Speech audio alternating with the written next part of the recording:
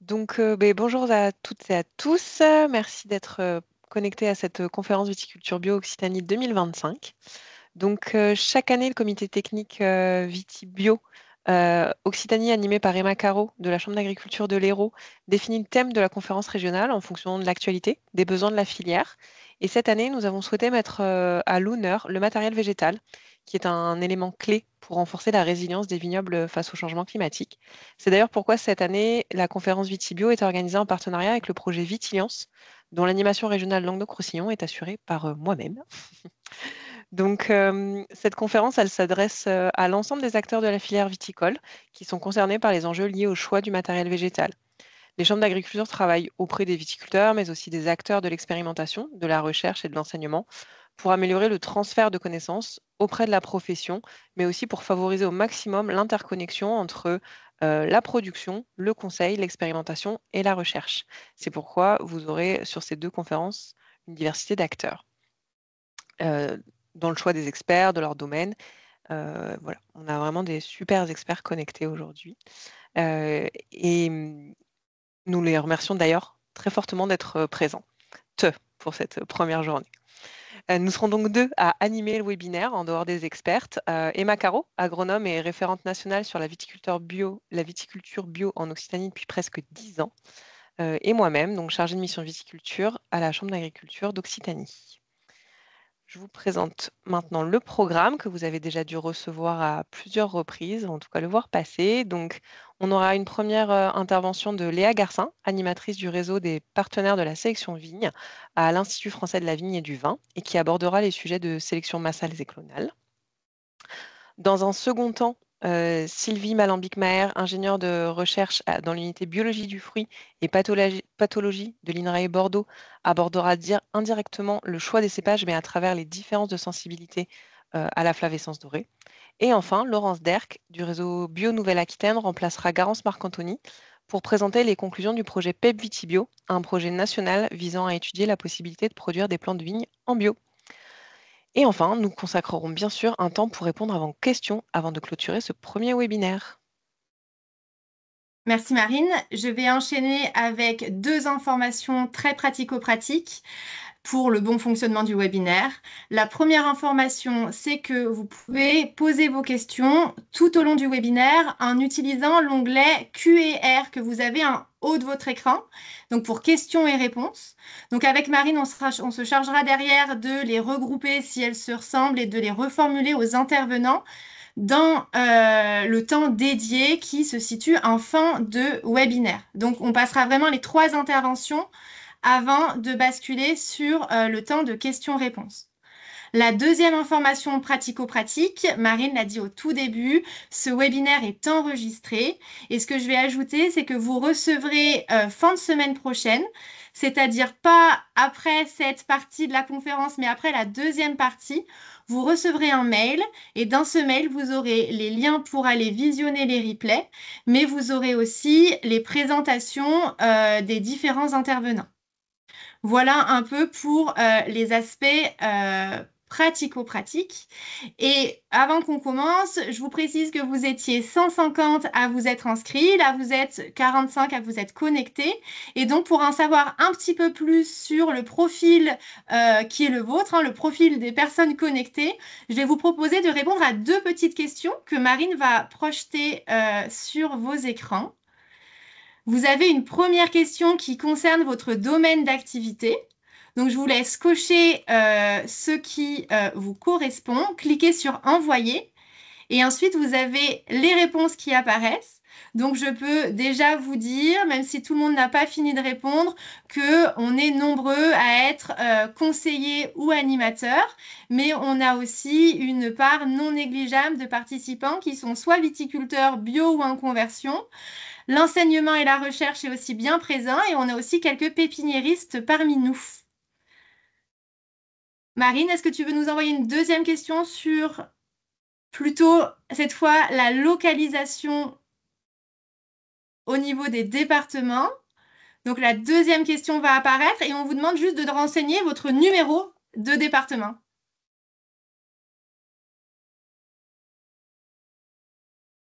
Donc là, j'ai une seule réponse pour l'instant. Donc notez votre département et vous cliquez sur Envoyer. Alors, j'ai peut-être un souci technique. Donc, on ne va pas perdre de temps là-dessus. Je pense que je ne reçois pas vos réponses. Donc, ce n'est pas grave. On va pouvoir passer tout de suite à la première présentation. Et donc, je vais donner la main à Léa Garcin de l'Institut français de la vigne et du vin, vous l'aurez compris, qui va nous parler de la sélection massale et de la sélection clonale. Donc, Léa, je te laisse mettre ton diapo en plein écran. Et c'est tout bon, je coupe mon micro à toi. Pardon, j'avais pas ouvert mon micro. Donc bonjour à tous, je me présente, je m'appelle Léa Garcin, je suis ingénieure agronome à l'IFEV et aujourd'hui je vais vous présenter donc la sélection clonale et la sélection massale. J'en profite juste pour remercier mes collègues qui m'ont aidé à réaliser les diapos, Laurent Haudeguin, Olivier Aubrega et Thierry Lacombe. Hop, voilà. Pour commencer, juste un petit point historique. Donc suite à la crise du phylloxéra, fin du 19e siècle, début du 20e, lors de la reconstitution du vignoble, il y a eu une diffusion massive et accidentelle de matériel virosé, de matériel Cournoué principalement. À ce moment-là, il n'y avait pas de connaissance et pas de contrôle de ces vireuses. Et donc, du coup, ça a amené à un dépérissement du vignoble. Il y avait donc urgence à alimenter le vignoble, pardon, en matériel sain et améliorer la connaissance sur ces vireuses et le contrôle. Et donc, ça a été le premier objectif de la sélection clonale dont les travaux ont commencé après la Seconde Guerre mondiale. Les travaux de sélection clonale sont organisés en réseau avec d'abord l'INRAE, euh, qui héberge le Centre de ressources biologiques Vigne à Vassal, qui a été créé en 1950 et qui a pour objectif donc, de préserver les ressources génétiques vignes et qui est la plus grande collection pédographique en France. Suivi ensuite par la création de l'ANTAV, qui est aujourd'hui l'IFEV, avec le conservatoire de clones à l'Espiguette, qui lui a pour but donc, de conserver les clones et d'assurer la diffusion. Et enfin, avec le réseau des partenaires de la sélection vigne, qui sont les acteurs régionaux et qui gèrent aujourd'hui plus de 180 conservatoires, qui représentent plus de 20 000 individus. Et qui ont pour but, eux, de préserver la diversité la plus large au sein des cépages patrimoniaux. Un petit rappel sur la définition de ce que c'est qu'un clone. Donc, j'ai pris la définition de l'OIV. Un clone, c'est une descendance végétative conforme à une souche qui est choisie pour son identité indiscutable, ses caractères phénotypiques et son état sanitaire. Donc, si je reprends cette définition avec des mots un peu plus simples, un clone, c'est un individu dont on connaît les caractéristiques agronomiques, technologiques et sanitaires, qui est multiplié de manière végétative, donc c'est-à-dire par greffage ou par bouturage.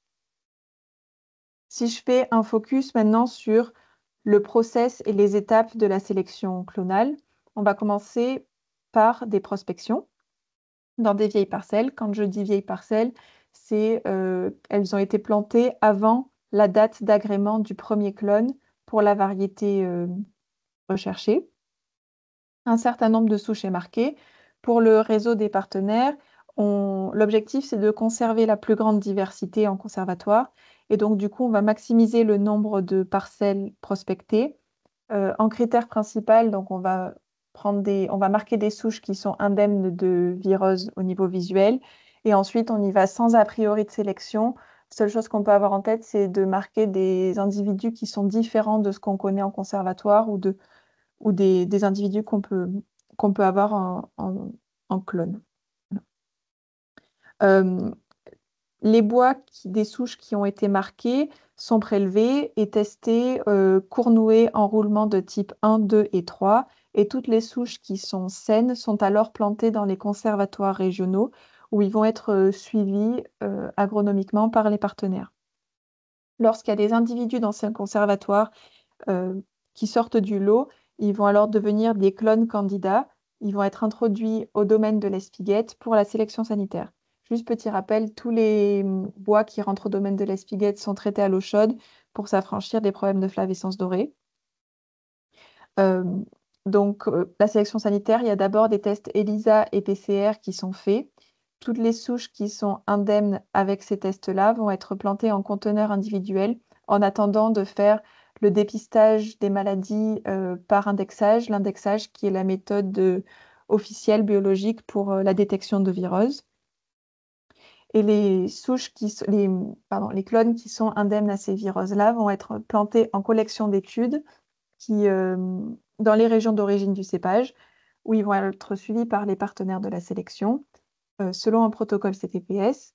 Ce protocole, donc, il dure minimum 5 ans pour la partie agronomique, avec 3 ans minimum de vinification et de dégustation. Avec les résultats de la sélection sanitaire et des collections d'études, on peut déposer un dossier de demande d'agrément auprès du CTPS. Et si ce dossier est accepté, le clone obtient un numéro officiel et est alors planté dans le conservatoire de matériel initial du centre de sélection, où sera produit le matériel initial pour les prémultiplicateurs. Les prémultiplicateurs, eux, fourniront du matériel de base aux pépiniéristes et les pépiniéristes fourniront du matériel certifié aux vignerons. Donc, je rappelle que le matériel certifié, c'est un matériel qui est primable pour les primes à la restructuration. Et donc, la sélection clonale, c'est un process qui est long et qui dure entre 10 à 15 ans pour l'obtention d'un clone. Donc, juste un petit bilan rapide sur les résultats de la sélection clonale. Ça fait à peu près 70-80 ans de travaux. Aujourd'hui, il y a 1100 clones qui sont disponibles au catalogue, dont vous pouvez retrouver les caractéristiques sur le site de PlantGrape, qui est mis à jour tous les ans.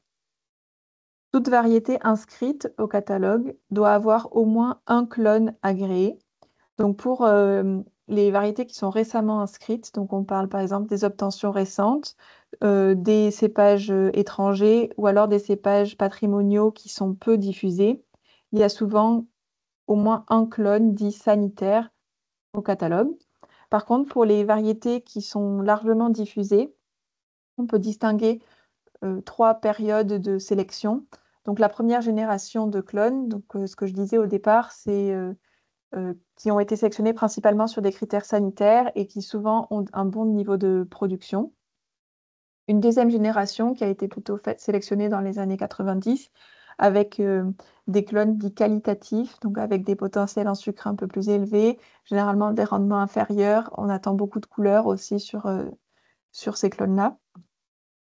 Et enfin, une troisième époque avec des clones complémentaires où là, l'objectif, donc, c'est d'exploiter la diversité pour chaque variété, diversité qu'on trouve en conservatoire, pour proposer aux professionnels une gamme la plus large, une gamme de clones qui représente la diversité des conservatoires.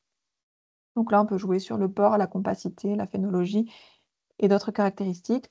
Et juste en image, donc c'est Laurent Audeguin qui a pris ces photos en Californie. Donc vous pouvez voir la comparaison entre 2 clones de Cabernet Sauvignon, un qui est beaucoup plus productif avec des grappes plus importantes, plus grosses, et un avec des grappes beaucoup plus petites et un peu moins fertiles, juste pour illustrer la diversité qu'on peut avoir au sein d'une variété. Donc si je passe maintenant à la sélection massale, on n'a pas vraiment de déroulé ou de protocole officiel pour la sélection massale. Donc je vais essayer de faire le parallèle avec les étapes de sélection clonale que je vous ai présentées avant. On garde la phase de prospection, on verra qu'on peut la faire de différentes manières. Les tests sanitaires sont parfois faits, mais ne sont pas obligatoires. C'est quand même très fortement recommandé de les faire. La phase de conservation, selon les opérateurs, les accessions, les individus peuvent être conservés dans des parcelles, mais ce n'est pas non plus une obligation. Toute la phase de sélection, il n'y a aucun, ce que je disais, protocole commun ou officiel, donc ça va beaucoup dépendre des opérateurs. Certains vont avoir quelques critères de sélection, mais ce n'est pas une obligation. Et ensuite, on passe directement à la diffusion auprès des viticulteurs. Donc cette fois, pour la sélection massale, ça va être du matériel standard qui n'est pas primable pour les primes à la restructuration du vignoble. Donc ce que je disais, il y a plusieurs options pour faire de la sélection massale. Pour les prospections, la première, ça va être au sein d'une même parcelle, donc sur un périmètre très réduit, de marquer beaucoup d'individus. La deuxième option, qui ressemble à la première, ça va être de marquer beaucoup d'individus sur un périmètre un peu plus large, donc par exemple au sein d'une même exploitation. Et la troisième option, ça va être de marquer peu de souches dans une parcelle, mais par contre, de multiplier les parcelles sur un périmètre plus large. Donc, ça peut être à l'échelle d'une appellation ou d'une région, par exemple. Sur les objectifs de la sélection massale, on peut y en avoir plusieurs. Premier qu'on entend, ça va être de reproduire la qualité d'une parcelle qui est ancienne.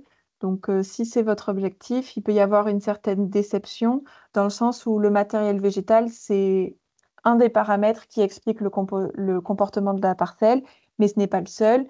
Il y a aussi les conditions pédoclimatiques durant la vie de la parcelle. Euh, Sa vie antérieure, donc si elle a été soumise à des stress, la gestion du plantier au moment de sa plantation, les choix du vigneron, donc la taille, les porte-greffes, la densité. Tout ça sont des composantes qui expliquent pourquoi la parcelle est jolie et belle aujourd'hui sur une vieille parcelle. Pardon, je me suis un peu embrouillée, mais je pense que vous avez compris ce que je voulais dire. Donc voilà, le matériel végétal, c'est important, mais ce n'est pas le seul paramètre qui explique la qualité d'une parcelle à un instant T. Le deuxième objectif qu'on peut avoir, c'est de reproduire ou de conserver la diversité d'un patrimoine local.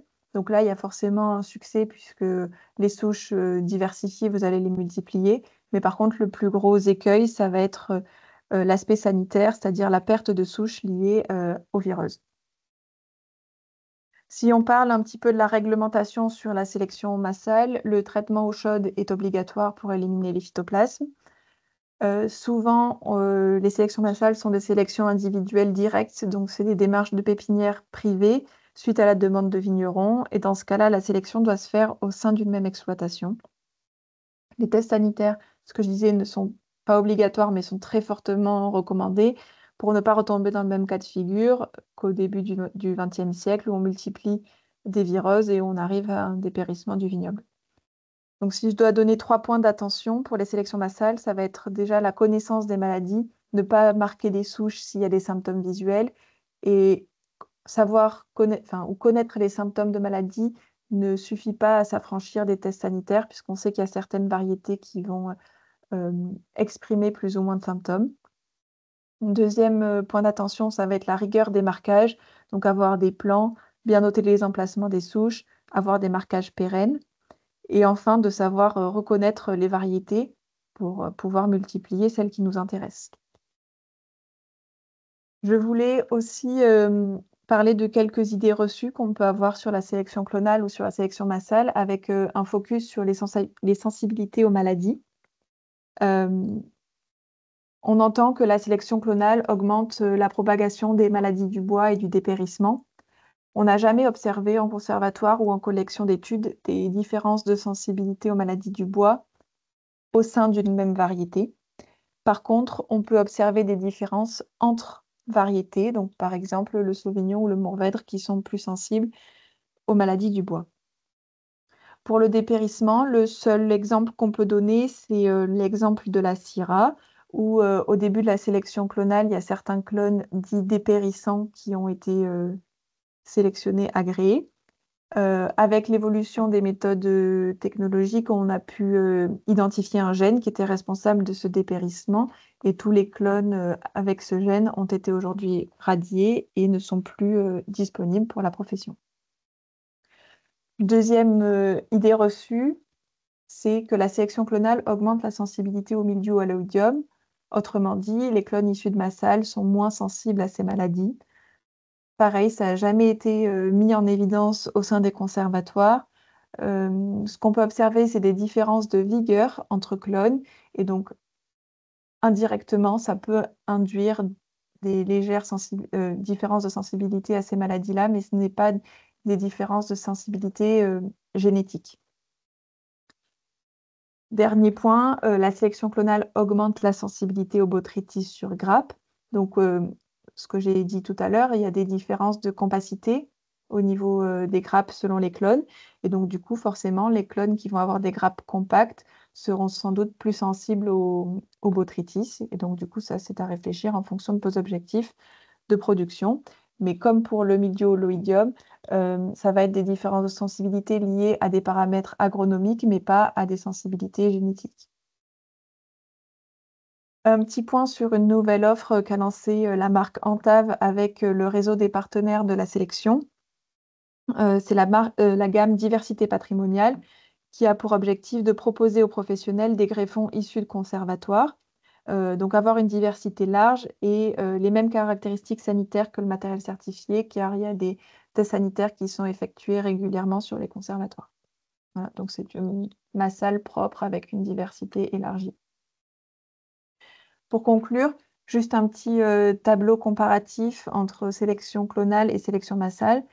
L'objectif de la sélection clonale, ça va être d'obtenir des plants sains avec des caractéristiques connues, alors que pour la massale, l'objectif, c'est d'éviter l'érosion génétique. Les clones sont diffusés selon une pyramide de diffusion, donc avec du matériel initial, puis du matériel de base, puis du matériel certifié, qui est primable, alors que la massale, ça va être diffusé avec du matériel standard non primable. Les clones vont être sélectionnés selon de multiples critères et évalués selon un protocole pendant minimum 5 ans, alors que pour les sélections massales, les critères de sélection sont possibles, mais dépendent des opérateurs. Les qualités agronomiques peuvent être variables et le nombre d'années d'observation, pareil, c'est variable en fonction des opérateurs. La qualité sanitaire, encore une fois, variable pour les massales en fonction de qui c'est qui l'a fait. Pour la sélection clonale et la sélection massale issue des conservatoires, là, il y a une qualité sanitaire qui garantit. Et un niveau de biodiversité qui est plutôt réduit pour la sélection clonale. Je rappelle qu'on peut quand même avoir plusieurs clones sur une même parcelle pour augmenter ce niveau de biodiversité. Elle peut être variable pour les sélections massales en fonction de qui et comment elle est faite, et elle est plutôt élevée pour les massales issues des conservatoires. Donc, sélection clonale, sélection massale, c'est 2 types de sélection et de multiplication qui sont différents. Elles peuvent être complémentaires et surtout à réfléchir en fonction de ses objectifs de production. Voilà. Merci pour votre attention. Merci beaucoup Léa pour ta présentation qui était très complète. Je me permets d'insister sur ta conclusion, hein. On entend souvent parler du débat clonal vs massal et finalement ce que tu nous dis c'est que c'est plus ou moins un faux débat et que ce sont 2 techniques à notre disposition et à nous de nous tourner vers l'une ou l'autre en fonction de nos objectifs. Merci encore. On va passer à l'intervention suivante et vu que je ne m'avoue pas vaincue, on va retenter une nouvelle question qui devrait apparaître et j'espère que cette fois, celle-ci, elle marchera. Donc la question c'est, selon vous, existe-t-il des cépages résistants à la flavescence dorée? Donc oui, non ou je ne sais pas. Je vous laisse envoyer. Et là, je vois bien vos réponses apparaître. Donc, je n'ai pas une réponse unanime. En très grande majorité, la réponse est non, mais j'ai quand même 10% de oui et 6% de je ne sais pas. Et donc, on va pouvoir clarifier totalement cette question avec l'intervention qui va suivre, celle de Sylvie Malambic-Maher, qui est ingénieure de recherche à l'INRAE de Bordeaux et qui va nous parler des différences de sensibilité à la flavescence dorée. À vous, Sylvie, je vous laisse projeter votre écran. Oui, bonjour à tous, je partage mon écran.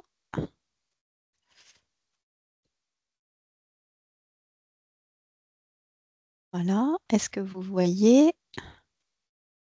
Alors, je vois votre écran. Pour l'instant, il n'est pas encore en plein écran.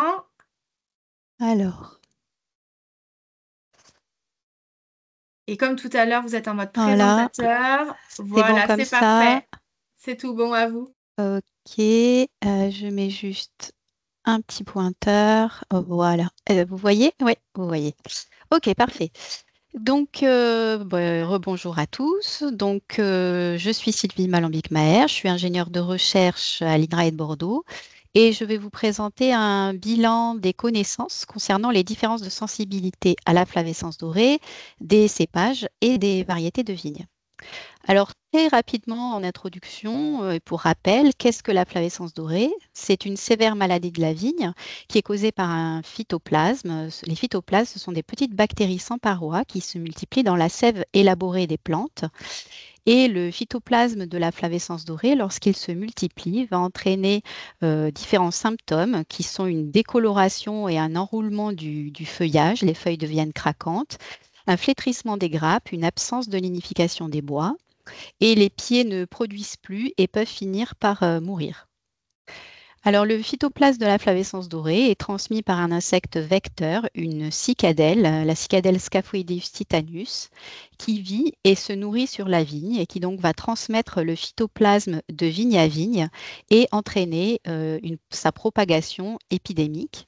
Vous pouvez voir ici l'exemple de l'évolution des contaminations au sein d'une parcelle sur 2 années et vous voyez qu'il y a une multiplication du nombre de cas par un facteur 18. Alors, du fait de cette propagation rapide, des symptômes sévères, et comme il n'y a pas de méthode curative contre le phytoplasme, il a été classé organisme de quarantaine au sein de l'Union européenne, avec une lutte obligatoire et collective basée sur 4 piliers: la plantation de matériel sain, la prospection du vignoble afin de détecter au plus tôt les patins, l'arrachage des plants infectés et les traitements insecticides contre le vecteur afin de bloquer la dispersion. En 2021, près de 44% du vignoble était contaminé par la maladie.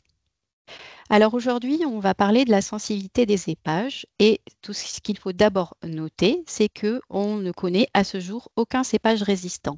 Mais les prospecteurs ont observé au terrain des différences de sensibilité qui s'expriment en termes de différence de proportion de plants infectés, de différence de sévérité des symptômes et également de capacité à rétablir.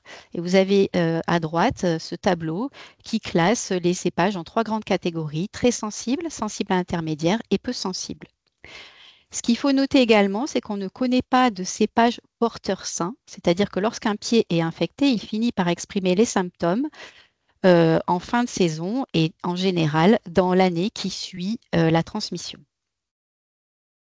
Alors, afin de mieux caractériser ces différences de sensibilité, dans mon équipe, on a mené différentes observations et mesures à l'échelle des pieds et de la parcelle. Notamment, on a comparé les 2 cépages emblématiques du Bordelais, le Merlot, qui est décrit comme peu sensible, et le Cabernet Sauvignon, décrit comme très sensible.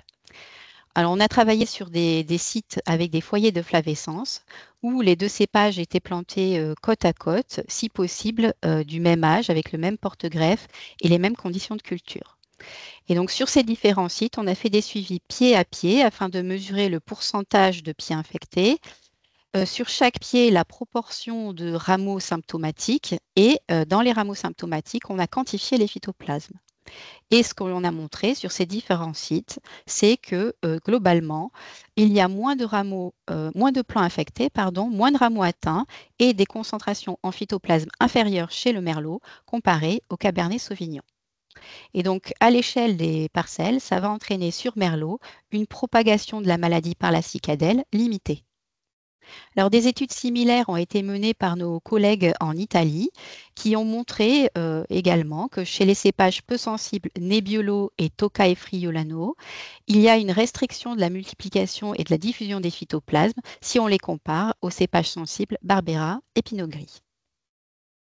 Donc ça, c'est à l'échelle de la parcelle, mais ensuite on a voulu évaluer quel pouvait être l'effet de cépages peu sensibles à l'échelle d'un territoire. Et donc, on a mené des approches de statistiques spatiales à l'échelle du Gédon des Bordeaux et en utilisant les données de prospection du Gédon des Bordeaux, qui sont géolocalisées à l'échelle de la parcelle. Et on a voulu voir si on pouvait établir des corrélations spatiales entre la présence de flavescence et différents facteurs de risque afin de modéliser les risques d'infection en bordelais. Et donc, on a ainsi montré que la probabilité d'infection par la flavescence varie avec le cépage. Et vous voyez sur ce graphe, elle peut varier avec des facteurs parcellaires et des facteurs également de l'environnement des parcelles. Et ici en vert, on peut voir que des cépages comme le Merlot ou le Sémillon diminuent la probabilité d'infection par la flavescence, alors qu'ici en rouge, des cépages plus sensibles comme le Cabernet Sauvignon ou le Cabernet Franc augmentent la probabilité d'infection. Et donc, pour le Merlot, la probabilité d'infection est 2 fois plus faible que pour le Cabernet Sauvignon. Donc, si on parle de la sensibilité des cépages, il faut également parler des phénomènes de rétablissement. Alors, le rétablissement, ce sont des pieds qui expriment les symptômes de la maladie une année, puis qui n'expriment plus les années suivantes. Le phytoplasme n'est plus détecté et c'est un état qui semble stable en absence de recontamination.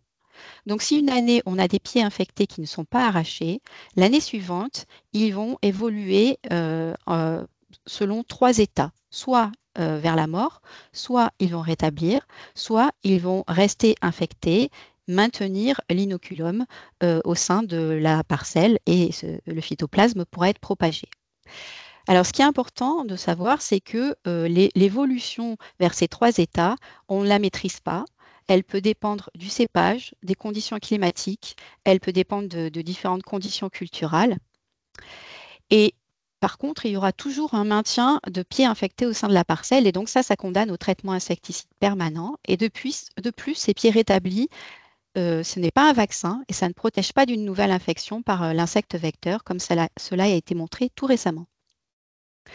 Et donc ici, vous avez un exemple d'une étude en Italie qui montrait l'évolution d'une parcelle de cépage sensible Barbera où les pieds n'étaient pas arrachés, mais où seulement les rameaux symptomatiques étaient taillés. Et il faut préciser que cette parcelle était traitée aux insecticides. Et donc, vous voyez ici à gauche la dynamique d'apparition au cours des années en rouge des pieds infectés, en vert des pieds rétablis, et ici sous forme de courbe le pourcentage de pieds infectés et rétablis. Et on voit clairement que le pourcentage de pieds infectés prend largement le dessus de celui des pieds rétablis. Et donc ça montre que l'arrachage de ces pieds infectés est essentiel. Donc on a parlé des cépages, maintenant si l'on parle des porte-greffes. Alors là, les observations des prospecteurs ont montré que les porte-greffes, les hybrides de vitis américains, expriment peu de symptômes. Ils vont exprimer des symptômes atypiques qui peuvent être des retards végétatifs ou des défauts de linification, voire ne pas exprimer de symptômes du tout. Et sur ce tableau à droite, vous avez un classement des principales variétés de porte-greffes en fonction de l'expression des symptômes ou pas d'expression du tout. Par contre, les expériences de transmission par greffage ont montré que ces porte-greffes peuvent être infectés par les phytoplasmes. Ils sont donc des porteurs asymptomatiques. Et ce caractère de porteur asymptomatique, on l'a confirmé également sur les repousses ensauvagées de porte-greffes, que dans certaines zones, on peut trouver en abondance dans les environnements des parcelles, sous forme de lianes, sous forme de buissons. Et donc, sur ces repousses, on a réalisé des prélèvements autour de parcelles avec foyer de flavescence dans le Bordelais. Sur ces vignes, il y avait peu de symptômes de la maladie. Par contre, 35% d'entre elles étaient infectées par le phytoplasme. Elles hébergeaient de fortes concentrations en phytoplasme et elles hébergeaient également les insectes vecteurs qui étaient infectés. Et donc, ces porte-greffes sont des réservoirs de l'insecte vecteur, de phytoplasme, et ce sont des porteurs asymptomatiques ou porteurs tolérants. Alors donc, jusqu'à présent, ce que je vous ai montré, c'était au terrain. Cependant, travailler sur la sensibilité des variétés au terrain n'est pas toujours facile parce que dès qu'un pied est infecté, bien sûr, il est arraché. Ensuite, comme la flavescence dorée est contrôlée, on ne la trouve pas présente sur tous les cépages et les variétés dans toutes les régions. Donc, dans mon équipe, nous avons mis au point un test pour évaluer la sensibilité des variétés en serre. Donc, on travaille en serre de haut confinement puisqu'on a affaire à un organisme de quarantaine et le phytoplasme est inoculé à de jeunes plants de vigne à l'aide de l'insecte vecteur Scaphoideus titanus. Et donc, pour tester une dizaine de variétés, c'est un test qui est assez long et assez lourd. Ça nous prend plusieurs mois. Donc, pour évaluer l'efficacité de notre test, on a commencé à travailler sur nos 2 cépages de référence, Merlot et Cabernet Sauvignon. Et on a tout d'abord réalisé ici des expériences de cinétique après inoculation, où on a mesuré la multiplication des phytoplasmes dans le temps après inoculation. Et donc, vous voyez ici clairement, si on regarde le merlot en gris, que les phytoplasmes se multiplient de manière nettement moins importante et beaucoup plus lentement dans le merlot que dans le cabernet sauvignon, ici en noir. Et donc, le merlot limite la multiplication du phytoplasme. Ensuite, on a réalisé des expériences d'inoculation localisées où on a confiné les insectes uniquement sur une feuille de la plante. Et ensuite, on a regardé si le phytoplasme diffuse dans les différents tronçons de la plante, le tronçon piqué, le tronçon supérieur, le tronçon inférieur. Et donc ici, vous avez en gris les mesures dans le merlot. Et on peut voir que pour le merlot, les phytoplasmes se multiplient peu et restent dans le tronçon qui a été piqué. Ils ne diffusent pas dans le reste de la plante. Alors que pour le Cabernet Sauvignon, ici en noir, les phytoplasmes se multiplient beaucoup plus fortement et ils diffusent dans l'ensemble de la plante. Donc, le merlot en serre limite la multiplication du phytoplasme et restreint la diffusion au site de piqûre. Et donc, on était très satisfait parce que ça correspond tout à fait à ce que l'on observe au terrain. Donc, on a pu continuer l'évaluation de la sensibilité des variétés en serre. Et on a ensuite testé les principaux cépages, porte-greffe et vitis sauvage. On a testé une trentaine de variétés. Et pour chacune de ces variétés, on a mesuré ici en abscisse la proportion de plantes infectées et en ordonnée la multiplication des phytoplasmes dans la plante, et ceci par rapport au Cabernet Sauvignon sensible. Ce qui nous a permis de réaliser une gamme de sensibilité et de classer les variétés en 3 grandes catégories. Donc ici, le groupe plus en bas à gauche en vert des variétés les moins sensibles, en noir les variétés sensibles à intermédiaires et en rouge les variétés les plus sensibles. On a ensuite continué à évaluer d'autres variétés en évaluant la sensibilité des variétés RESDUR, variétés résistantes aux maladies cryptogamiques Vidoc, Artaban, Floréal et Voltis, qui sont représentées ici en orange et que l'on a placé sur la gamme de sensibilité. Et vous voyez que malheureusement, on a pu mesurer des pourcentages élevés de plantes infectées et des titres moyens en phytoplasme qui sont proches du Cabernet Sauvignon. Et donc, ces variétés se classent en tant que sensibles à très sensibles en serre, avec des symptômes marqués sur les variétés rouges, des symptômes beaucoup plus discrets sur les variétés blanches, alors que le phytoplasme se multiplie. Et donc ça suggère qu'il faut être vigilant vis-à-vis de ces variétés et s'assurer qu'au terrain, elles ne sont pas porteuses asymptomatiques de la maladie. Donc ensuite, ce sont nos collègues italiens qui, avec la même méthode, ont évalué la sensibilité de différents cépages italiens et ont également pu les classer en 3 catégories, très sensibles, intermédiaires et peu sensibles. Donc, dans les peu sensibles en bleu, on retrouve le merlot, on trouve aussi le moscato, le brachetto et la freisa, alors que, par exemple, le barbera est classé comme très sensible. Donc, ce que je vous ai montré jusqu'à présent, ça montre que certaines variétés peuvent être moins sensibles au phytoplasme, à sa multiplication et à sa diffusion. Mais les différences de sensibilité peuvent aussi résulter de différences de sensibilité à l'insecte vecteur. Et c'est ce qu'ont voulu évaluer nos collègues italiens, qui ont donc travaillé sur les peu sensibles moscato, brachetto et très sensibles barbera. Et donc, voici les résultats. Tout d'abord, ici en haut à gauche, ils ont réalisé des tests de développement et montré que les insectes Scaphoidis tutanus se développent beaucoup plus rapidement ici en rouge sur Barbera que sur Brachetto et sur Moscato. Puis, ils ont réalisé des tests de survie et montré que les cicadelles survivent mieux sur Barbera que sur Brachetto et Moscato. Et ça peut être dû au fait que les cicadelles se nourrissent différemment sur Barbera et Brachetto et Moscato. En effet, si on regarde le temps passé par les cicadelles à se nourrir dans la sève élaborée, il est beaucoup plus long sur Barbera que Brachetto et Moscato, ce qui peut expliquer les différences de sensibilité.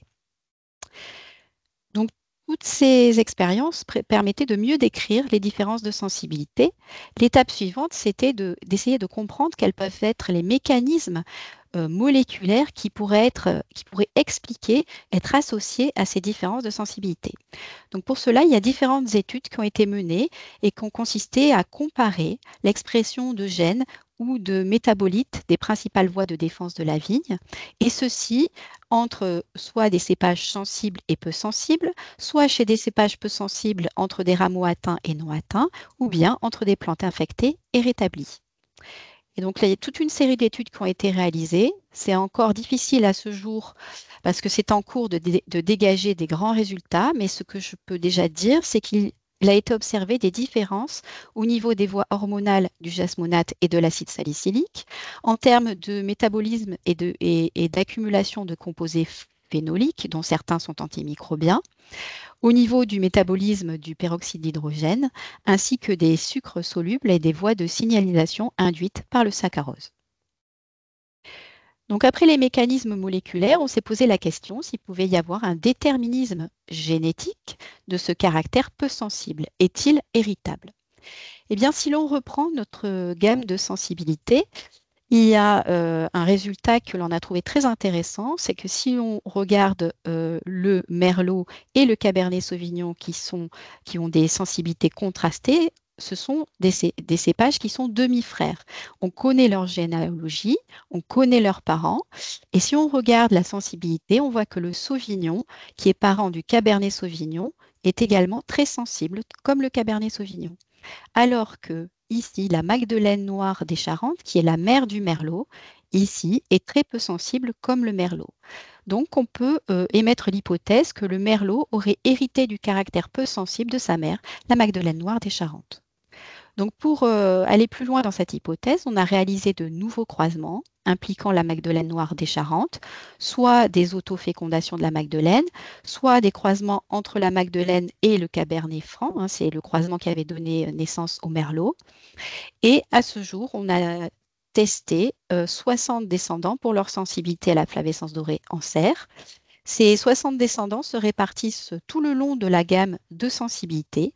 Et ce qui est intéressant, c'est qu'on a pu montrer que 7 d'entre eux sont très peu sensibles, tout comme le merlot et la Magdeleine. Et donc ça va dans le sens d'un déterminisme génétique et ça donne des possibilités pour l'amélioration variétale. Donc, quelles sont les perspectives concernant ces travaux sur la sensibilité des variétés de vigne? Tout d'abord, continuer à tester de nouvelles variétés afin d'élargir la gamme de sensibilité avec des essais en serre de confinement et puis des analyses au terrain. Donc, en testant les cépages régionaux qui sont suspectés peu sensibles par les prospecteurs, hein, qui sont listés ici, et ça, c'est un travail qu'on a quasiment terminé. Et également en évaluant la sensibilité de nouvelles variétés qui ne sont pas encore plantées, dont on ne connaît pas encore la sensibilité, comme les variétés résistantes aux maladies cryptogamiques issues des programmes de recroisement pour typicité régionale. Autre perspective, et là c'est dans un projet du Plan national contre le dépérissement du vignoble qui a démarré il y a peu, le projet MarcFD, c'est d'identifier des marqueurs moléculaires qui seraient associés à une moindre sensibilité. Et donc là, on va repartir de nos descendants de la Magdeleine. On va continuer à évaluer leur sensibilité pour en obtenir un plus grand nombre.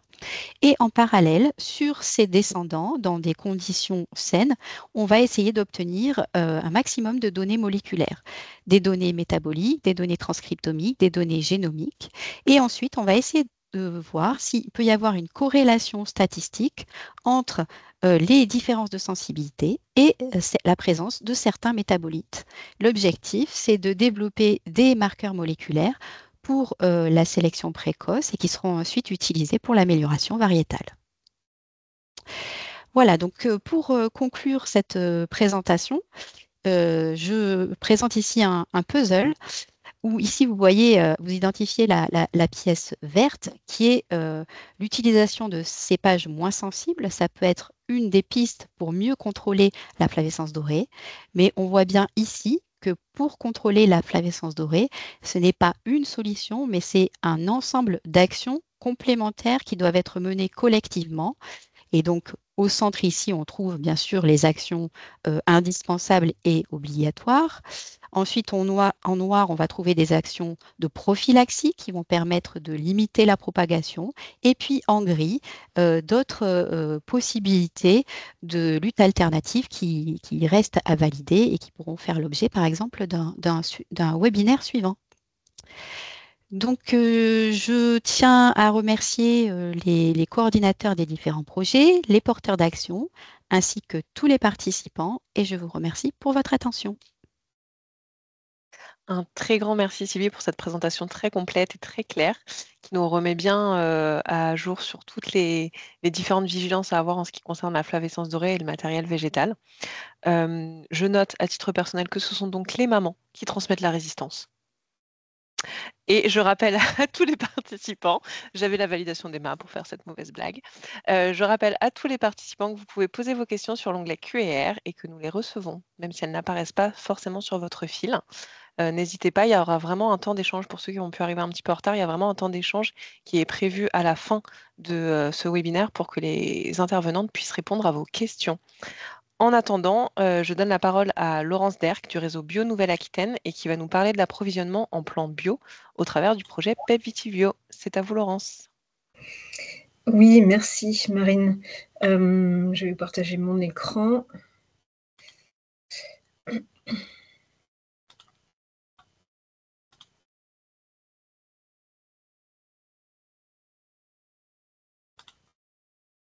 Ah, je ne le vois plus. Est-ce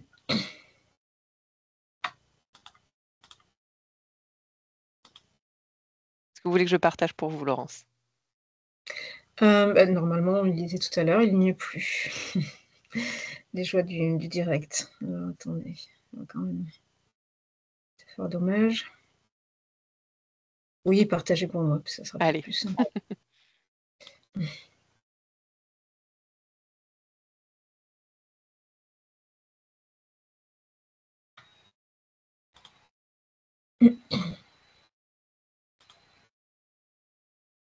J'en profite pour rappeler à tous les participants que vous recevrez toutes les présentations en PDF à l'issue de la seconde conférence de la semaine prochaine.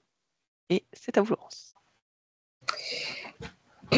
Oui, merci. Alors, une rapide présentation. Je suis Laurence Derck, je suis conseillère viticole en agriculture biologique pour AgroBio Gironde. Et nous avons été partenaires du projet PEP Vitibio avec notre structure régionale Bio Nouvelle-Aquitaine. Donc aujourd'hui, je vais vous présenter les résultats du projet et comment il s'est monté et les résultats du projet. Marine, pardon, je ne peux pas avancer, mais c'est vous qui allez les avancer pour moi, c'est ça? Ok. Donc, ce projet PEP Vitibio a vu le jour en 2021. Il a été conçu pour répondre au cahier des charges bio pépinière, qui était très exigeant et qu'il n'y avait pas d'itinéraire technique pour produire des plants bio. Donc, en fait, il a été mis en place pour trouver des leviers, des itinéraires techniques pour répondre à ces problématiques, pour pouvoir produire des plants bio, ce qui était jusque-là assez compliqué. Voilà, donc il y a eu tout un tas il y a eu beaucoup d'expérimentations. Ah, est-ce que vous pouvez juste revenir? Donc là, ça s'est partagé en 3 grands chapitres. Voilà le projet.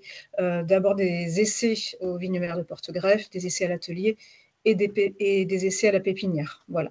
Et le but ultime de ce projet, PEP Vitibio, c'est de créer un guide des bonnes pratiques à destination avant tout des pépiniéristes et des techniciens et des viticulteurs.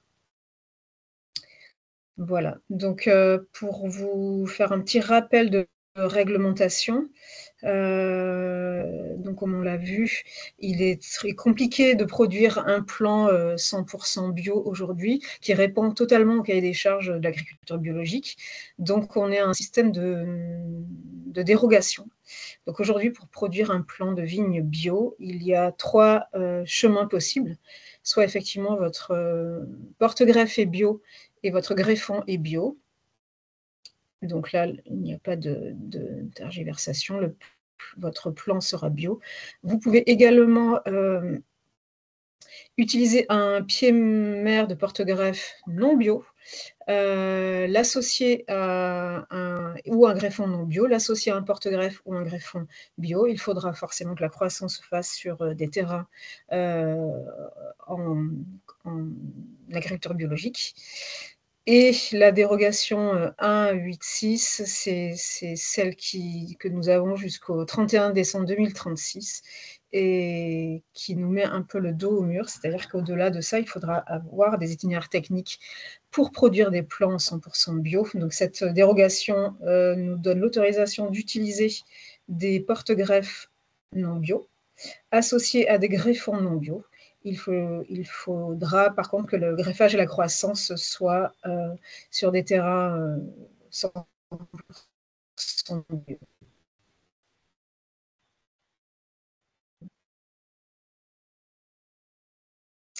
Donc, un rapide rappel de la réglementation de production en agriculture biologique.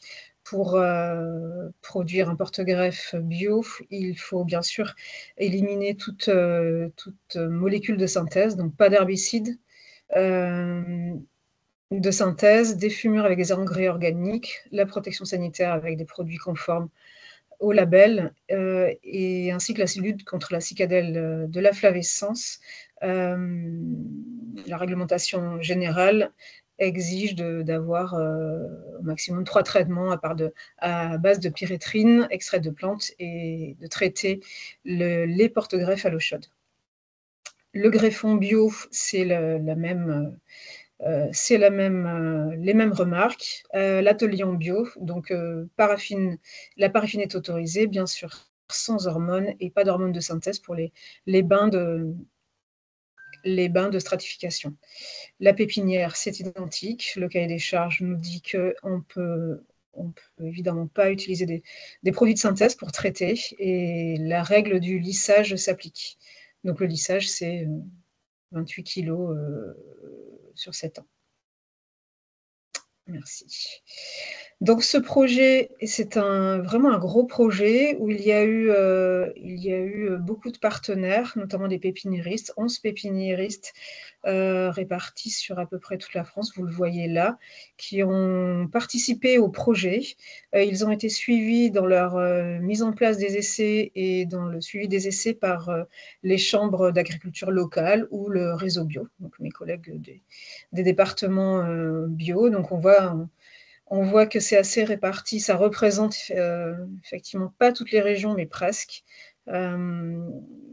Et chacun des pépiniéristes a choisi de mettre en place les essais en fonction de ses appétences ou de ses souhaits ou de ses problèmes techniques rencontrés. Donc dans le tableau suivant, voilà, ils ont commencé par réfléchir les possibilités et les leviers techniques à utiliser pour lever les problèmes techniques liés à cette production de plomb bio. Donc ça, c'était pour juste vous montrer. Donc en fait, au final, il y a eu 74 essais qui ont été menés à bien. Ces essais ont été menés pendant 3 ans. Donc, comme vous le savez, on a eu des millésimes plus ou moins simples, plus ou moins faciles.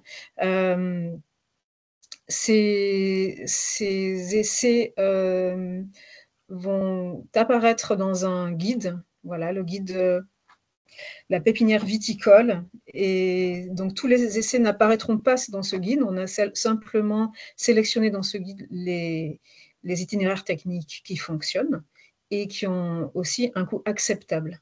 Parce qu'il y a des choses qui ont fonctionné, il y a des choses qui n'ont pas fonctionné, il y a des choses qui ont fonctionné mais qui coûtent extrêmement cher. Donc, on les a éliminées. Voilà, donc je vais vous présenter les résultats de tous ces essais. On va commencer par les vignes mères de porte-greffe. Il y a eu des itinéraires techniques testés pour l'entretien du sol et la conduite au vignoble. Donc je vais vous présenter là itinéraires techniques qui sont présents dans le guide et qui ont bien fonctionné. Ils n'y sont pas tous, c'était un petit peu long, mais des choses un peu remarquables aussi qu'on a mis en évidence. Donc là, on voit un matériel autoconstruit, construit par le pépiniériste au fur et à mesure de ses constats et de ses souhaits. Donc on voit qu'il y a on voit qu'il y a des triangles là qui soulèvent oui, voilà, les rameaux, et derrière, il y a des griffes qui passent. Voilà. Oui, la petite chose que je voulais dire au préalable, c'est que là, on est en tête de sol. La problématique des têtes de sol, c'est qu'au début de la saison végétative, le temps que la tête de sol pousse et recouvre complètement le terrain, ça va être la gestion des adventices qui va vous poser souci. Une fois que la tête de sol va pousser et va recouvrir le terrain, il n'y aura plus de souci. Les adventices seront étouffées, manque de lumière, elles ne vont pas pousser. Mais c'est vraiment en début de saison qui va poser souci. Donc l'idée était, dans l'entretien du sol, était de gérer ce début de saison. Donc là, c'est un pépiniériste de l'Aude qui a construit son matériel. Voilà, donc on soulève les rameaux, on passe les griffes derrière. Le résultat, voilà, il faut être très régulier en début de saison. Comme je vous l'ai dit, c'est très important. La récolte, lui, en est très satisfait. La récolte, les bois sont vraiment très bien alignés. La récolte est facilitée. Les inconvénients, c'est qu'il y a un peu de casse et on a pu s'apercevoir aussi que ça dépendait de la vigueur du porte-greffe. Si le porte-greffe s'étend très rapidement sur le terrain, ça paraît logique, les adventices ont moins de temps pour pousser. Si le porte-greffe est moins vigoureux, les adventices auront plus de temps pour pousser. Donc c'est une technique qui donne satisfaction sur certains cépages, qui peut être appliquée sur tous les porte-greffes et qui donne de grande satisfaction sur certains porte-greffes. La deuxième technique, ce sont des filets anti-grêle qui ont été déviés de leur utilisation initiale et qui permettent effectivement que les rameaux ne touchent pas le sol. Donc on les enferme dans des filets anti-grêle, ce qui laisse un travail du sol très facilité. La récolte est aussi facilitée. En plus, elle est à niveau d'homme, donc il n'y a pas cette question de pénibilité pour récolter les bois. L'inconvénient de cette technique, c'est vraiment la manutention. Les porte-greffes poussent, on peut le voir sur la première photo, débordent du filet, donc il faut régulièrement ouvrir le filet, rentrer les bois et refermer le filet. Mais sinon, techniquement, au niveau de l'entretien du sol, c'est impeccable. Voilà une autre technique en suivant.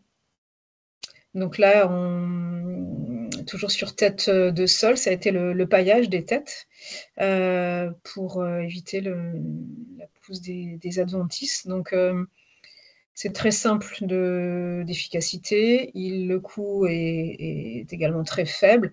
Le rendement est identique si on met du paillage ou pas. Les inconvénients, c'est la pénibilité, l'utilisation de plastique et la pénibilité de la récolte proche du sol, effectivement. Et ce n'est pas une technique c'est une technique qui, effectivement, va laisser se développer les rameaux par terre, sans alignement. La dernière technique qui a été testée et approuvée, c'est le palissage sur table. Donc les porte-greffes sont dirigés en conduite, sont dirigés sur des tables, et les rameaux sont dirigés, voilà, manuellement, sont conduits à rester sur ces tables. Donc le travail du sol, là, on le voit, c'est très facile puisque les rameaux ne touchent plus le sol. La récolte est facilitée, elle est à niveau d'homme. Maintenant, on a pu constater sur les essais qui ont été menés un rendement moindre. Donc voilà pour les vignes-mères de Porte-Greffe. Donc les résultats à l'atelier, donc il y a eu pas mal d'essais, ce sont des essais assez aisés à mettre en place. Il n'y avait pas non plus beaucoup d'alternatives, et les alternatives étaient assez simples à mettre en place. Donc il y a eu pas mal d'essais effectués par les pépiniéristes. Donc on va commencer par les eaux de stratification. Donc là, c'était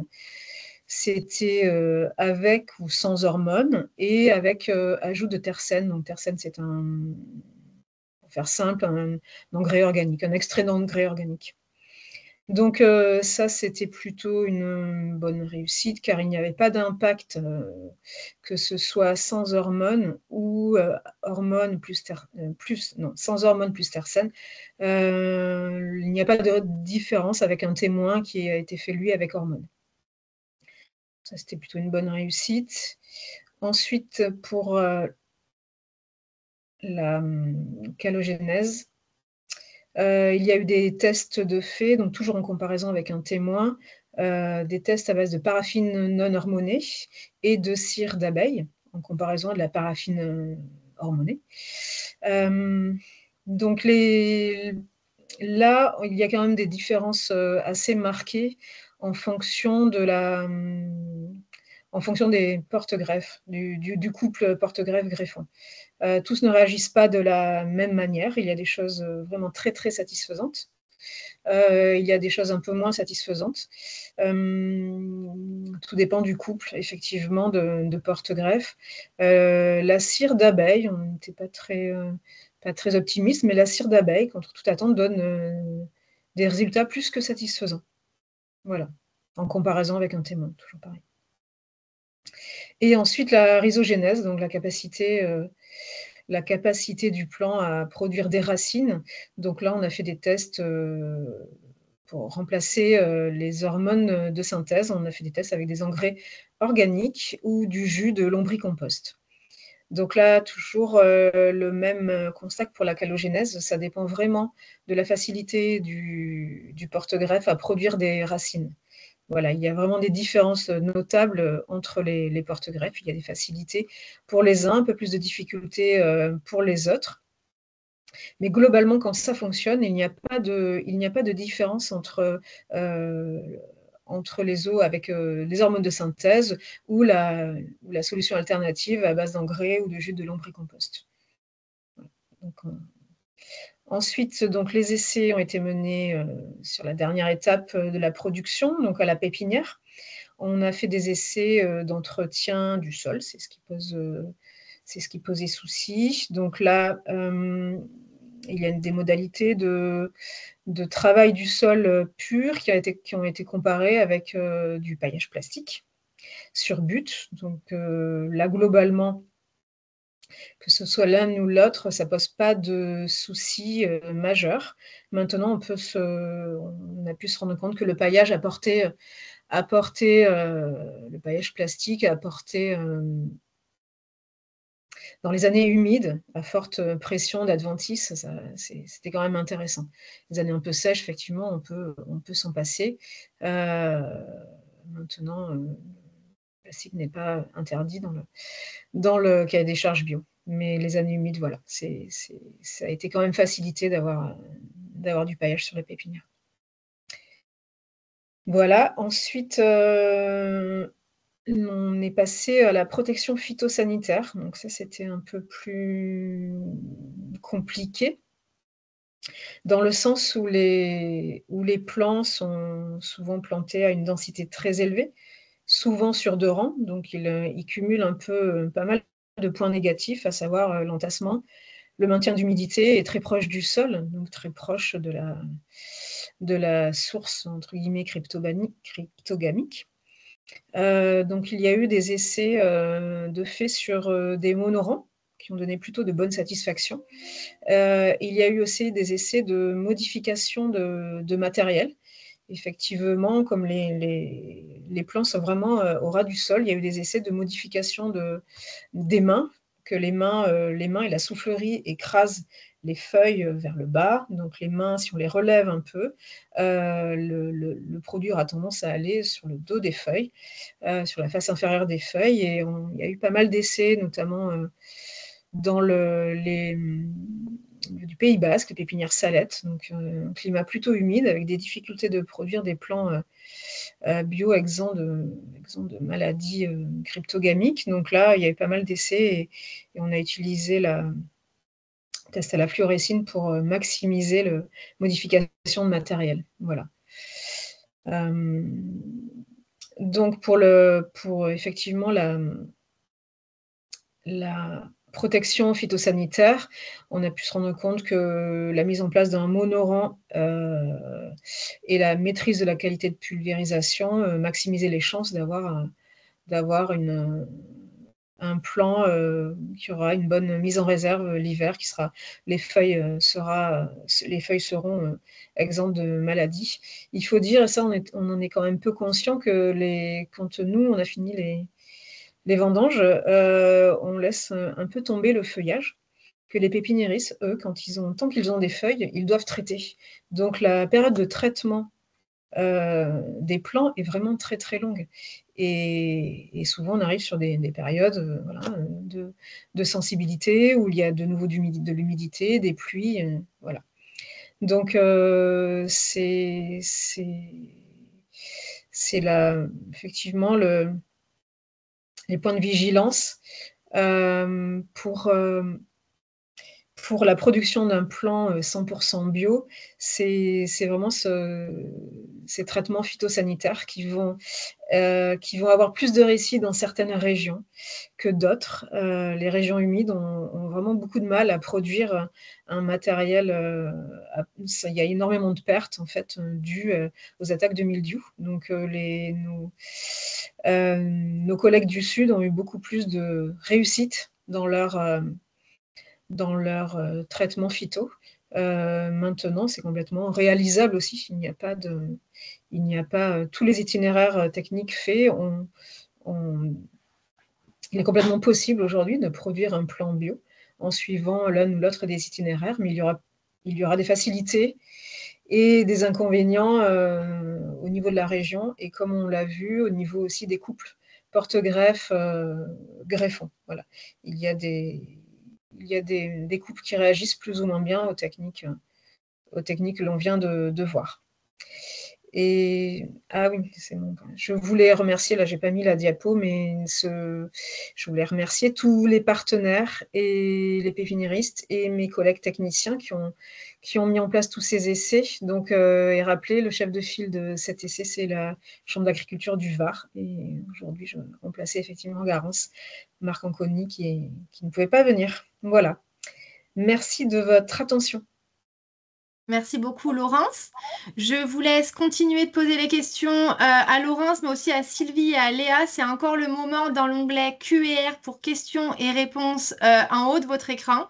Pendant ce temps, j'en profite pour vous rappeler que actuellement, on n'a pas besoin de dérogation pour utiliser des plants non bio en viticulture. Tout ça au minimum jusqu'au 10 janvier 2026. Par contre, vous avez quand même l'obligation d'enregistrer les besoins en passant par la plateforme semenceplanbiologique.org. Donc, on enregistre son besoin en précisant bien le cépage, en précisant le clone et le porte-greffe. Et ça permet de faire remonter vos besoins. Donc, ça a une utilité en plus d'être une obligation. Et donc, pour vous aider à faire cette démarche-là, la Chambre d'agriculture de l'Hérault a créé un tuto pas à pas pour vous accompagner à faire cette démarche administrative qui en soi n'est pas très compliquée. Mais il y a ce tuto-là qui est mis en place et on vous propose de l'envoyer dans le mail qu'on a déjà évoqué où il y aura les liens replay, les supports de présentation des intervenants et on vous ajoutera le fameux tuto pour enregistrer ses besoins en plan bio sur la plateforme semenceplanbiologique.org. Je vous propose, vu le timing, d'enchaîner sur les questions que vous avez posées. Donc, on va commencer par les questions qui étaient adressées à Léa. Il y en a une qui est apparue à la vue de tout le monde normalement avant qu'on reprenne les paramètres, mais au cas où, je te la repose. Elle concernait les délais avant plantation pour se procurer des plants issus de la sélection massale. Oui, pour les partenaires, du coup, je crois que c'était pour la sélection BASSAM issue d'Antave. Du coup, j'ai vu que mon collègue Laurent avait commencé à répondre. Généralement, pour demander aux pépiniéristes, c'est 18 mois avant la plantation. C'est pareil pour les partenaires. Juste quelque chose que je voulais rajouter, c'est que sur ces plans-là, c'est pas les partenaires ne vendent pas des plants directement des conservatoires, ça va être des greffons. Donc, il faut se rapprocher d'un pépiniériste ou alors du partenaire qui vous mettra en contact avec un pépiniériste avec qui il travaille pour faire des plants. Vous avez les informations sur le site partenaire de la sélection vigne. Il y a un onglet biodiversité et donc vous retrouverez les organismes qui proposent des plants, des greffons, pardon, du coup, issus des conservatoires. Merci Léa. Deuxième question, toujours pour toi, une fois qu'on avait repris les paramètres comme il faut. La deuxième question, elle concernait les prix. À quelle différence de prix doit-on s'attendre en allant chercher des plants issus de la sélection massale plutôt que clonale? Eh ben, il n'y a pas de règle, c'est très variable. Même au sein des partenaires, alors je parle beaucoup des partenaires parce que c'est ce que je connais. Sur les pépinières privées, je n'ai pas de prix et puis à mon avis, ça dépend vraiment d'une pépinière à l'autre. Et même entre partenaires, ça va du simple au double, quoi, les différences de prix des greffons. Il n'y a pas d'accord là-dessus. Euh, et en plus, ce que je disais, c'est que généralement, le pépiniériste achète les greffons aux structures qui gèrent les conservatoires et derrière vont vendre les plants aux viticulteurs. Donc, ça va être des prix qui dépendent des pépinières. Je suis désolée de ne pas pouvoir apporter plus de réponses précises. Merci Léa. Je vais passer aux questions qui sont plutôt adressées pour vous, Sylvie. La première question, elle concernait le phénomène de rétablissement que vous avez évoqué et c'était le besoin d'une donnée chiffrée. Quel pourcentage? Est-ce qu'on a un peu cette estimation de quel pourcentage, le pourcentage moyen de rétablissement finalement? Et justement, c'est ce que je disais, c'est que on n'a pas de données chiffrées pour le pourcentage moyen. On a des études qui montrent que c'est très dépendant en fait des cépages. Ça a surtout été étudié en Italie, évidemment, parce que c'est là qu'on a pu mener ces études. Voilà, par exemple, alors paradoxalement, ça peut être les cépages plus sensibles qui vont avoir tendance à plus rétablir que des cépages moins sensibles. Mais ce n'est pas toujours le cas, c'est très cépage dépendant, c'est très conditions climatiques dépendant, donc je n'ai pas de chiffre moyen, désolée. Merci pour ces précisions. Et deuxième question qui concernait toujours une donnée chiffrée, cette fois une que vous avez citée de 44% du vignoble infecté par la flavescence dorée. On vous demande de préciser un peu ce chiffre-là. Alors là, ce sont les chiffres 2021 de la DGAL. Donc, c'est les communes qui sont en lutte obligatoire contre la flavescence dorée. Donc, c'est la surface viticole en lutte obligatoire. Donc, chiffre 2021 de la DGAL et je n'ai pas le chiffre plus récent. Merci beaucoup, Sylvie. Question pour Laurent, peut-être. On est un peu pressé par le timing. On avait plusieurs questions. La première question, c'était que vous avez parlé de la technique avec la cire d'abeille. Est-ce que vous n'avez pas peur que cette cire d'abeille puisse attirer les sangliers et multiplier les dégâts? Oui, j'avoue qu'on n'a pas pensé à ça. Maintenant, la cire d'abeille, c'est pour la calogénèse qui se fait dans des bacs, souvent quand même en intérieur, dans des bâtiments. Donc, nous, on n'a vraiment pas pensé à ça et aucun pépiniériste ne nous a fait ce retour ou cette interrogation. Donc, est-ce que c'est quelqu'un qui a déjà eu ce problème ou qui est très impacté par les sangliers autour de lui? Voilà. Alors, Mais on ne s'est la pas question posé. est... Donc, nous, on n'a pas eu peur. Voilà. Ok. Là, la question concernait vraiment les dégâts après plantation. Et donc, je suppose que c'est la même Oui. idée, c'est quelque chose à Ah laquelle oui. vous n'avez pas particulièrement pensé. Ouais, non, non, on n'a pas eu ce retour-là. Là, au niveau de la cire d'abeille, c'était vraiment au niveau du résultat de la calogénèse. Donc, pas du tout. Effectivement, c'est une bonne question. On n'a pas du tout pensé à ça et aucun pépiniériste nous a fait le retour ou une inquiétude à ce niveau-là. Mais c'est une bonne question. On va voir les plants qui ont été traités à la cire d'abeille et comment ils se comportent en pépinière. Merci de l'avoir posé. Merci Laurence. Et deuxième question pour vous, est-ce que l'étude économique a été faite de la production de plants bio dans ce projet-là? Oui, on a fait une étude économique. C'est ce qui bloque un peu aujourd'hui pour sortir le guide qui va voir le jour, voilà, qui va sous peu de temps. C'est bloquant parce qu'aujourd'hui, de dire que un plan va valoir tant ou tant de plus qu'un plan conventionnel, c'est compliqué. On l'a vu, ça dépend du matériel associé.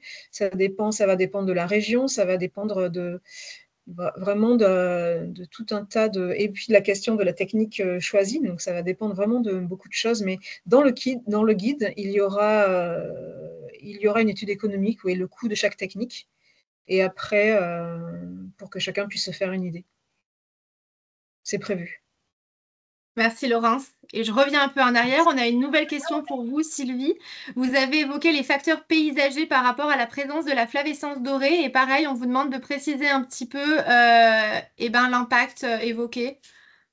Oui, alors tout d'abord pour les cépages, hein, un environnement présentant enfin, c'est-à-dire une parcelle environnée d'autres parcelles où il y a beaucoup de merlot, va avoir moins de probabilité d'infection. Et une parcelle qui va avoir des environnements où il y a des fortes proportions de forêts, où il y a des fortes proportions de zones urbaines, va avoir une probabilité plus forte d'infection par la flavescence. Alors que des paysages plus homogènes en vigne vont avoir une probabilité plus faible. Donc Merci beaucoup. après, voilà, vous pouvez réfléchir à quelles peuvent être, à quelle peut être la signification biologique de tels facteurs. Merci beaucoup Sylvie. On va pouvoir clôturer ce temps de questions. Je me permets juste de repréciser mon propos parce que je vois qu'il y a une question sur les dérogations. L'histoire, c'est que jusqu'au 10 janvier 2026, nous sommes sous le statut dérogatoire d'autorisation générale, ce qui veut dire qu'on n'est pas obligé, enfin on n'a pas à faire de dérogation. Par contre, en contrepartie, on doit quand même enregistrer nos besoins. Donc la démarche, elle est assez similaire. Il faut aller sur le site semenceplanbiologique.org, sauf qu'au lieu de lancer une procédure de demande de dérogation, on lance une procédure d'enregistrement de besoins. Pour l'instant, on sait que cette règle-là va s'appliquer jusqu'au 10 janvier 2026. Et ensuite, on attend la décision pour la suite. Est-ce que ça sera des dérogations ou est-ce que ce seront des besoins encore que nous enregistrons? Voilà, je vous propose donc de donner la parole à Marie qui va clôturer ce webinaire. Donc, comme on est presque pas en retard, je vais aller très très vite. Déjà, je tenais à remercier Sylvie, Léa et Laurence pour leur présentation et leur expertise. C'était super intéressant. On complète cette première conférence par une seconde conférence, donc jeudi prochain, même heure. Pour ceux qui sont inscrits aux deux, vous recevrez le lien, un second lien dans début de semaine prochaine pour attendre les derniers inscrits, j'ai eu des inscrits jusqu'à 16h17 aujourd'hui pour la conférence d'aujourd'hui, donc j'ai essayé de rattraper en cours, mais normalement je pense que j'ai eu tout le monde. Donc au programme la semaine prochaine, choix du porte-greffe et réflexion autour du système de conduite et du matériel végétal avec une approche assez au changement climatique. Et dans un dernier temps, la présentation d'une étude sur l'acceptation des variétés tolérantes par les consommateurs. Donc au programme, pareil, des experts et expertes qui interviendront, donc du réseau des chambres, de l'INRAE et de Bordeaux Sciences Agro. Voilà, je vous remercie vivement pour nous avoir suivis. Si vous souhaitez revoir cette conférence, ce sera possible en replay dès la fin de semaine prochaine. Et je vous libère. Merci beaucoup. Merci à tous. Tout le monde. Merci à tous. Merci.